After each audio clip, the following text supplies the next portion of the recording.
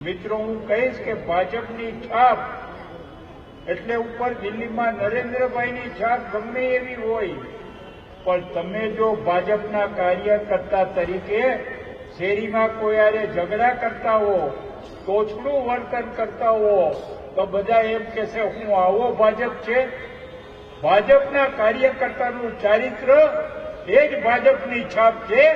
આવો મિત્રો, આપ સૌ કાર્યકર્તા સાથે મળી તમારી કાર્યકર્તાની જે કઈ છાપ છે અને નરેન્દ્રભાઈની જે ઇજ્જત છે એ કાર્યકર્તાની છાપ અને નરેન્દ્રભાઈની ઇજ્જતનો સરવાળો કરી અને આપણે સૌ રૂપાલાને 69 કોન્સ્ટિટ્યુન્સીમાંથી મિનિમમ 2 લાખ મતનો લીડ આપશું. એના માટે કાર્યશીલ થવા આપને વિનંતી. હું કાર્યકર્તાને પૂછીશ, જેનામાં હિંમત હોય એ હા પાડે કે અમે 2 લાખ મતથી લીડ અપાવવા માટે થઈને અમે કાર્યશીલ રહેશું. જે કાર્યશીલ ન રહેવાના હોય એ મુંગારીએ, જે કાર્યશીલ રહેવાના હોય એ હા પાડજો. બોલો, આપણે 2 લાખ કરતા વધુ મતથી લીડ રૂપાલાને અપાવશું?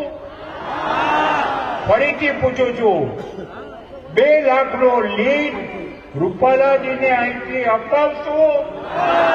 બસ, ઈશ્વર આપને ખૂબ શક્તિ આપે એવી પ્રાર્થના સાથે મારી વાત પૂર્ણ કરું છું. આભાર. ભારત માતા કી. આવી જયમાં 2 લાખનો લીડ ન પડે. હવાઈ ગયેલા ફટાકડાની જે જય બોલે છે આના કરતા જયમાં હો ને પછી તમારો વોટ કરતો અવાજ બધું આવે.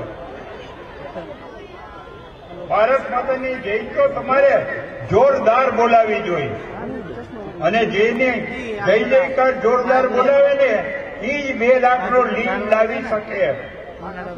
ભારત માતા કી. ઓર જોરદાર. ભારત માતા કી. બસ, આવું આવું જોર મતદાનમાં રખાવજો.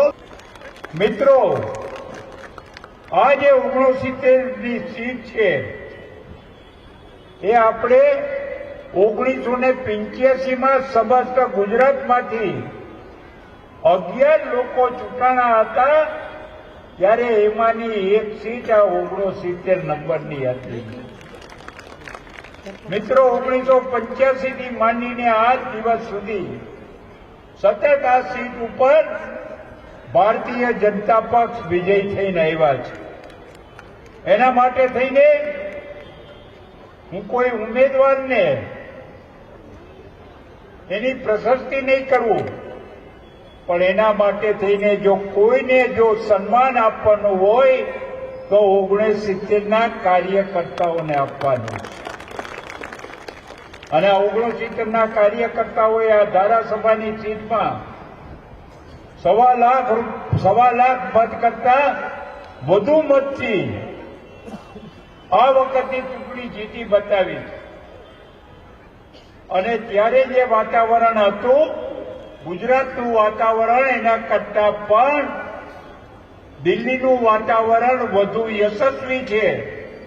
અને નરેન્દ્રભાઈનું નામ છે, રૂપાલા જેવા ઉમેદવાર છે જે કાર્યશીલ છે.